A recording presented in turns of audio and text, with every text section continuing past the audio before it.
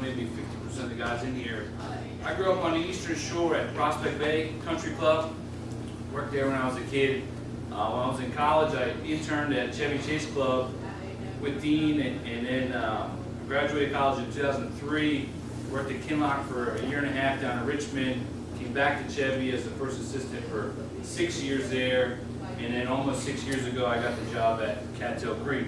So for almost 20 years I've been dumping fungicides into spray tanks and just going out every 10 to 14 days and blasting dollar spot and brown patch. And I think I told these guys, until this year I probably hadn't seen a brown patch on bent grass in 18 years. Or there was 1 year they messed up our L93 on 16 and 18 at Kinlock.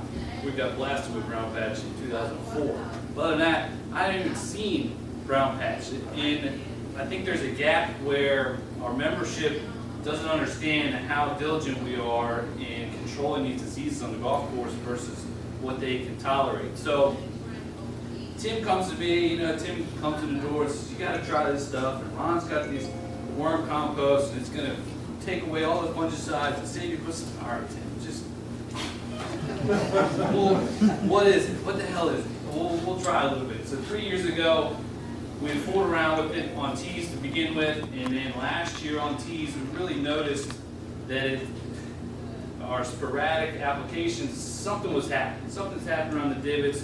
We cut like 2 or 3 fungicide apps out on the tees last year. And as you know, and especially going through this year, when we're skipping fungicide applications as a superintendent, your assistants are freaking out. Like, are we really not spraying fungicides this week? What the hell are you doing to us? Why are you doing this? We have the fungicides, they're in the shed, we already paid for them in early order. What are you doing? And just to have some kind of insight to say, maybe this does work. Maybe we don't need to spray fungicides every week. And really the bottom line is, I'm a cheap guy, okay? I hate spending money.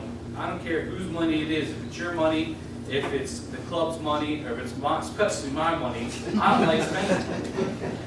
But the less of the club's money I spend on pesticides and fertilizers, I see it as the more that can go in my pocket, so I have more in my bank account and I can retire as early as freaking possible.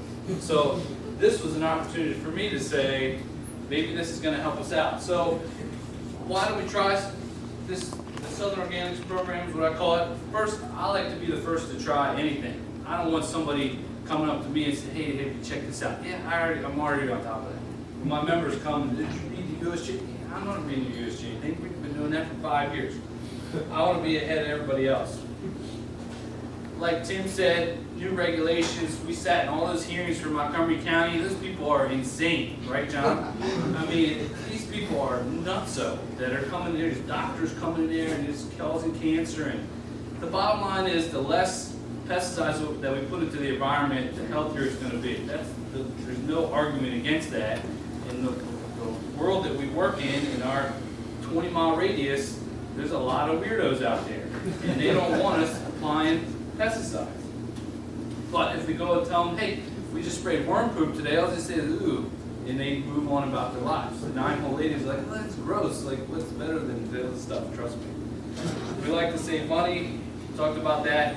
The USGA and a lot of other guys are telling us about the environmental impact quotient, and they're going to start looking at that. University of Wisconsin are trying to calculate all that out. Just looking at the Mid-Atlantic seminar this past spring, seeing the EIQ for chlorothalonil over top of everything else is like, wow, and I don't realize that. Like I said, put this stuff in the tank for 20 years. My wife was happy we had 2 kids, and I don't want to sound like a hippie up here saying I hate pesticides. I know they work, but if there's an alternative, we wanted to check it out. So this is our 3rd year on tees. I'm going to talk about exactly what we did on fairways this year, because I don't remember why I decided we're going to do it on fairways, because I really thought it was going to work, and it does work. So I'm going to walk through this. If you guys have questions, let me know. I have every single spray sheet that I can email to you. We use Sparks for recording all our sprays. So the fairways are Providence bent, seeded in 1992. We mowed at like 380. We brought it up to 4/10 this summer. We mow 1 to 2 times a week as far as taking the material back off. Usually this year was pretty much twice a week. I try to mow once a week because I'm a cheap person for labor. We use generic pre-mow and generic trimming to regulate every time we go out. One of the big keys, I think, in keeping our fairways alive is putting the wetting agent in there, 1690 every time we go out. It's pretty much at 2 ounces and water it in at night. We use the corn glucose, in either 1 pound or 2 pounds. Tim had me spraying 2 pounds because he's spending my money. But the corn glucose is doing something also. I'm not a scientific guy. I have my master's degree, but it had nothing to do with science. The corn glucose really is starting to stand the bent grass up to the point where we lost the stripes in the fairways. Like we could not go out and keep burning lines in the fairways because the grass was standing straight up. You couldn't get it to lay down and keep the stripes in. We normally have beautiful stripes in the fairways.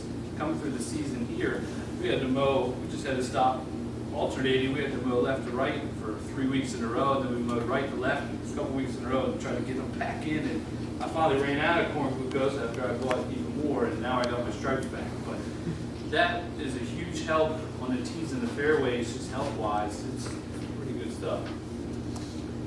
I got 1.32 pounds of nitrogen on fairways this year. As of yesterday, you're at 1.42.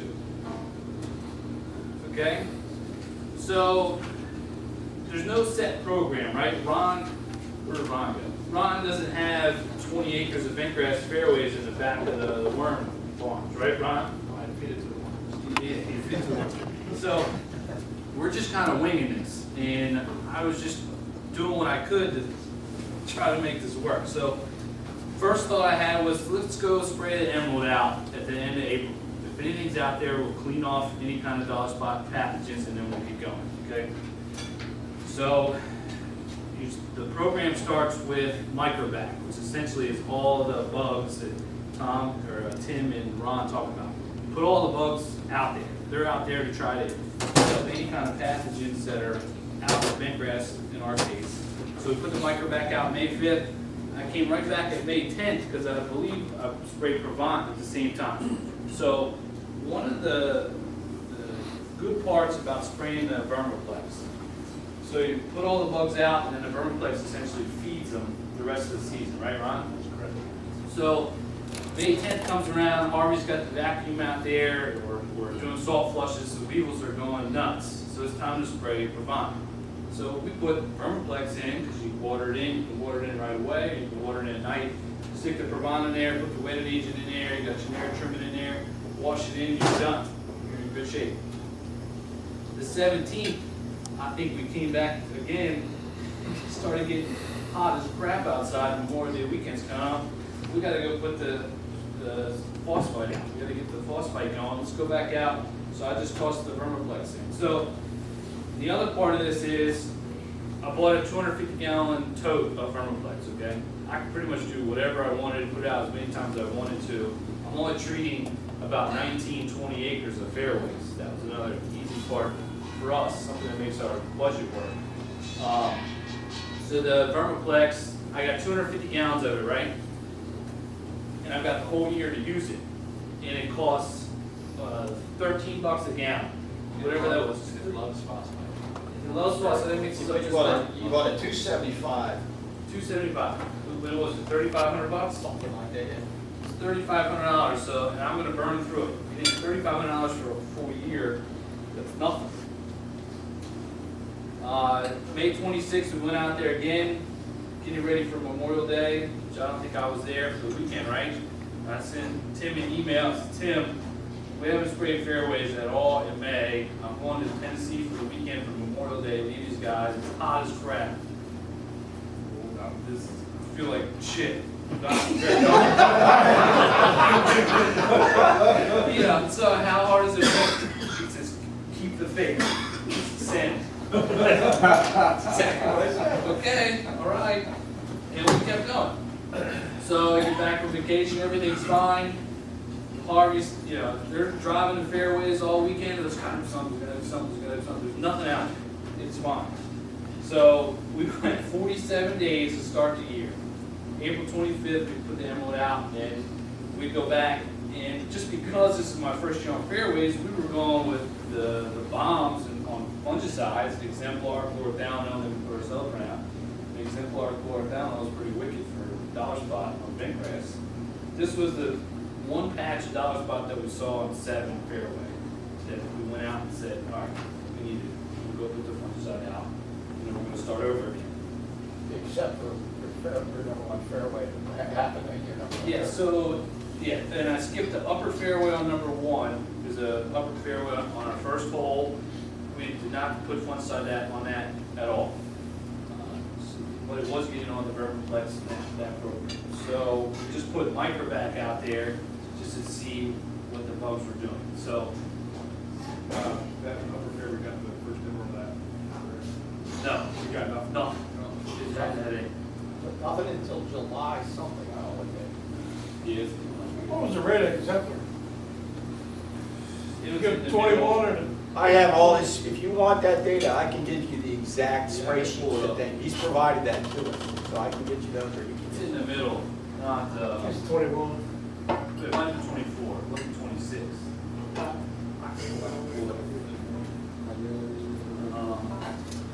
So June 10th, we put out the fungicide and we rolled again, okay?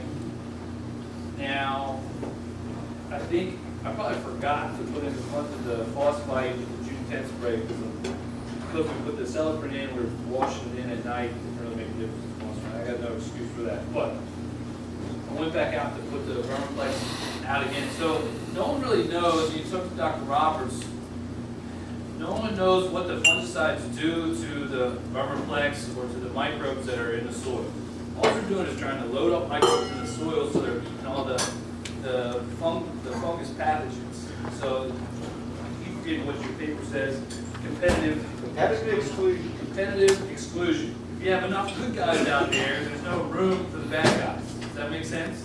So if you spray fungicide and you wipe everything back out, you gotta put some more good guys back out there. That's my philosophy. So you spray 3 days apart, but just trying to get the cycle going again. And at the end, I'll get to what I'm doing for next year.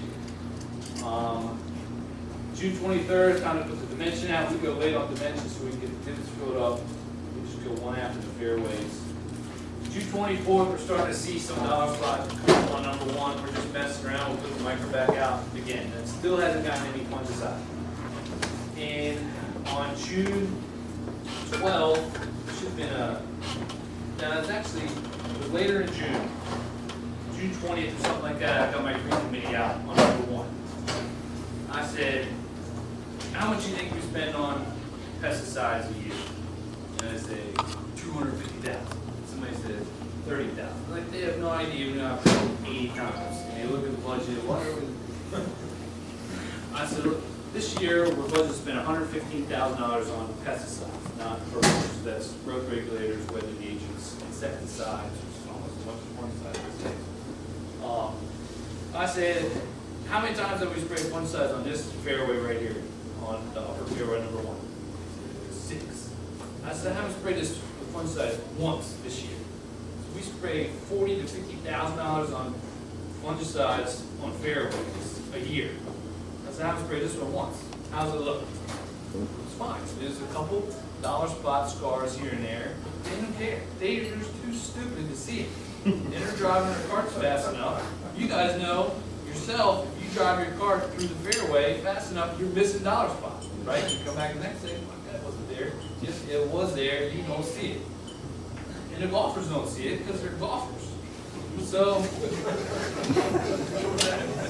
we kept playing with number 1 and put the microbac on, but that's when I started telling them about the worm compost. I didn't tell them we were doing this. I just said, now we're working with this worm compost. What are you talking about?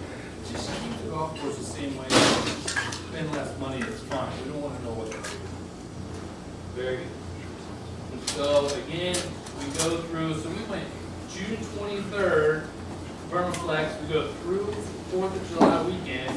So I went somewhere else, that was a shitty weekend. I was gone again for the holiday. Tell my wife where we went all these weekends, she didn't go nowhere. July 8th, we put more Vermiflex out again, battle weevils with phosphite. And then that weekend, stuff started popping up again. of dollar spots started popping up in the fairways again, so we went out and nuked it with Riskway and Secure. And that's when we went out on number one also. So July 11th, you know, I'm not saying I would go. I'm not going to wait till July 11th again for next year for dollar spots, but we fooled around with it and it's viable. Our threshold, you know, used to be 0. And we work at Chevy, you see half the dollar spot popping up on 5 fairway, nuclear bomb, which is fine. That's what you pay for. That's what they pay for, and that's what they want. I don't know what they want, but I'm trying to tell them. I'm trying to move away from half a dollar spot tolerance and see what we can do. So July 11th we went, that's 31 days on the Exemplar app. Oh, thank you. Riskway and Secure. I know. I sprayed Exemplar when it first came out, we got 3 years ago. Last year, I looked at the recipes, last year, I got like 10 days out of the Exemplar spray. My Cure Land was gone. Cure Land did not work at all last year. I didn't even buy any for this year. And Exemplar got freaking 10 days out. That's another reason why I'm like, something else has gotta be working here. So now I play Riskway and Secure. We've had good luck with Secure. Here I kind of tried to formulate more of what I was doing in alternating weeks. So go back out with the Vermiplex, the Floss Fight, get 2 weeks there until August the 5th. And then the heat was getting ready to come on. We didn't even have anything active there in August. And I started, we gotta go out with the D-grade summer spray. I'm going on summer vacation spray. Tartan, propane, chlordown, Floss Fight. Protected, we're good to go. Summer's gotta be over sometime. No, it wasn't. So we get 2 weeks out of that, and after 2 weeks, it's still hot as balls, and these guys are like, are we really not gonna go fungicides again? We're really just gonna put Vermiplex in the tank? Yes, let's try it. So we did give a little bit of a shot at the 1206, which goes right in, no problem, 30th of August. And you know, I was being stubborn and cheap, because now I got the Green Committee, oh, we're gonna save all this money, Green Committee. Crap, we better try to save as much as we can. And I was tired of the summer. I said, I don't even want to spray fungicides anymore. We threw tartan out there, poured it down on August 12th. We should be out of dollar spot weather, which, as we know, is from April 15th to December 15th around here. So, September 9th we went out, but then end of September, really we saw our worst outbreak all year.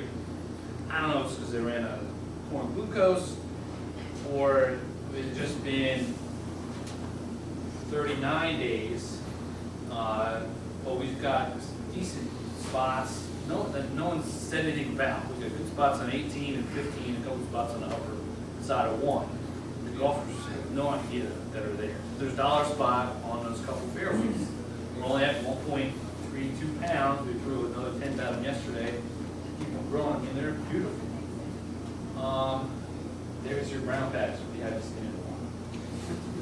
You'll see some pop up on tees. So the tees are very similar to this. Kind of summarized. Here's a couple pictures. This is 2nd of August down here, number 6, George's favorite hole. Look at that green George. 11, that's still August the 2nd. Before, you know, our fairways held up very well. So I like this picture from 4th of July weekend. So we only have 19 acres of fairways. Well, those 19 acres of fairways get destroyed with car traffic, right? The tall Fescue's real happy. And then that whole weekend, man, through the posts, or maybe we moved the posts actually. But the fairways were, I don't want to say they're bulletproof. We saw some nematode damage. We sent samples out. We had just a couple patches that we just melted away. Like, I don't understand what's going on. It's not brown patch. It's not disease. But we sent samples off, and there's, you know, the weather was so stressful. We get nematode damage out there this year. So the fairways held up great. And as far as I'm concerned, this is easily our best year on tees. And fairways, the amount of time we spend hand watering fairways is not much. If anything, Harvey's hitting a couple spots with his gut on the left side on the number one fairway.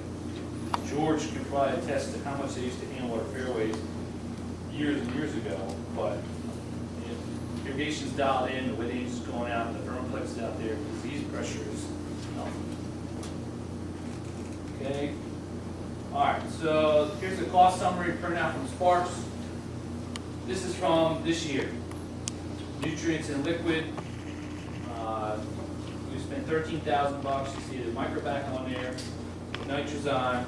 We used some liquid plant food, phosphite. Put iron in every tank, and then the vermiplex. On fairways, you only put 216 gallons in, the rest of it's going on seeds. And then look at the fungicides, added up for $20,000. And that's with those good sprays. I mean, Brisquet Secure on fairways isn't cheap. That's a $6,000 spray, right, on 20 acres. Another one, 30 acres, other the other guys have. And was not cheap. Yeah, generic Manol, I hope we got one to use next year. That wasn't for any period, that was just prevented for my own sanity. So, in 15, total liquid and fungicides was $41,000 that we spent. In 16, we spent $33,000. Okay, so it's almost $8,000 less that we applied this year. Next year, by modifying some of these fungicide apps, I'm not going to put tartan out there anymore. And the Attorney I just used because I had it from early order the past year. Hopefully, like I said, pull the pro plan out. Be able to save $6,000 more. Same thing, savings are reflected on the teas as well. I just didn't do any of that data.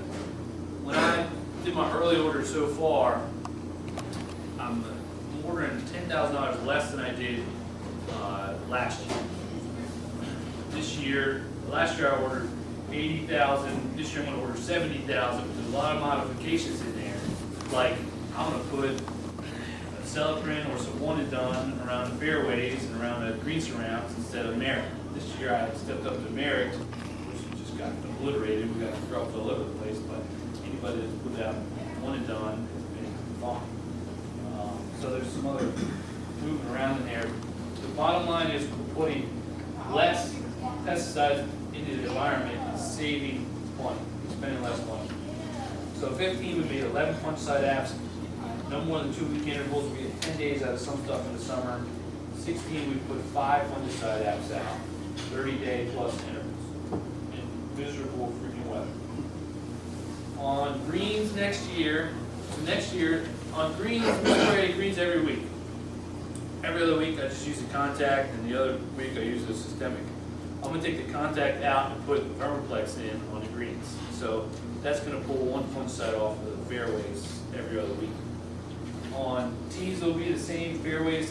I feel like, and I'm trying to figure out, 30 days is the mark. I kept trying to push it past 30 days and see what it would do, like if we were done, and we would start seeing disease pop up 30, 31, 32 days. I feel like if we get on a program where I can spray a fungicide once a month and somehow find 2 events to spray vermiplex in there, it might be able to stretch it 40 days. To say, spray the fungicide 1 week, come back with vermiplex the next week, wait 10, 14 days because the growth regulators, put another vermiplex out, and then hit it with the fungicide the next week. Something like that. It's not easy. Of course, it depends on the weather. I'm really excited to put on the first cuts for the ryegrass. Who knows what does in this stupid ryegrass, but the one cuts are 10 days. Probably spend as much fungicide on the one cuts as we did on the fairways this year. Ridiculous. This stuff works. So I'm not, like I said, the more money we save, the more money we can put in our pockets, put into equipment, put into other things on a golf course. And I feel like you guys can come play my golf course on the November 7th. I'll put up against anybody else's golf course, maybe not Gordy's, but everybody else. I feel like it's in great shape, and it stays in great shape. I've got great feedback from the members, they can't see a couple dollar spot scars here and there on 3 fairways, but, yes, sir. Could you talk a little bit more about the end of September? You said that's where you broke through a little bit. Now, you talk about superintendent perception versus a customer perception. Did you hear any feedback from the members or anything like that, or? Nope. And What did you do to bounce out of it? Did you jump on the end a little bit to grow out of it, or just talk about that a little bit more? yeah, even the actually down August 30th, which I kind of thought was going to feed us out, not to worry about the dollar spot anymore. We should have brought the weather thing. We should have that. But September 9th, put the Vermiplex out, which I thought we would be done.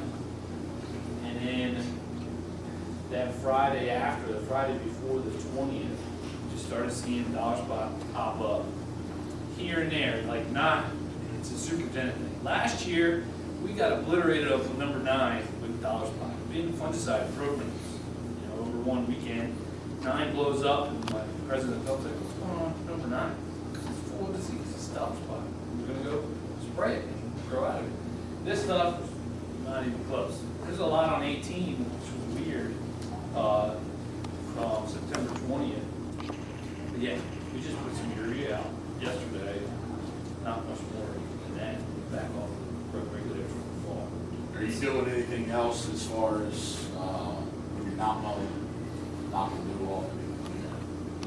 No, we only drag fairways when we mow. That's it.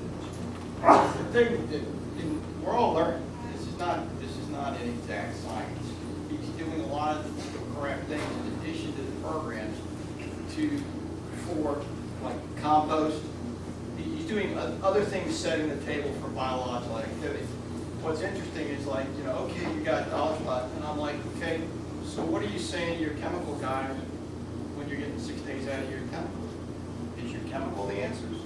If you don't get 6 days out of it? Or are you doing more damage by putting the chemical out? Now, I'm never going to ask anybody in this room not to spray. It's not going to happen. But the reality of it is how much damage do you do in terms of wiping out your populations that creates, then you have to rebuild. Now, if you're setting the table with edible carbons and proteins in all forms, which is the glucose, which is, all these other products, compost, all those things are good edible sources of carbon and protein. So we're going to get better at this. What we would love to see is 5 or 6 guys, 10, 20 guys look to do fairways so we can get even more from this. Now, Stephen Donald is also doing trials, and I'm searching for people, and Chris here, he's great, and he will take that risk, okay? And risk is, everybody's risk averse. I get that, okay? But he'll take that risk. Of course, he'll throw me under the bus just as fast, which I love about him. I mean, he'll be like, this shit doesn't work, get out of here. Okay, moving on. But what I'm saying to you is, all the things that we're seeing from, Mike's not here, is he, Rob?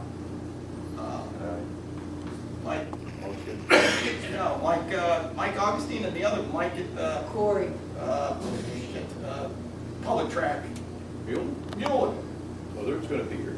Okay, well, he was injecting it this year. Came up to me at the last meeting and said, that stuff's freaking amazing.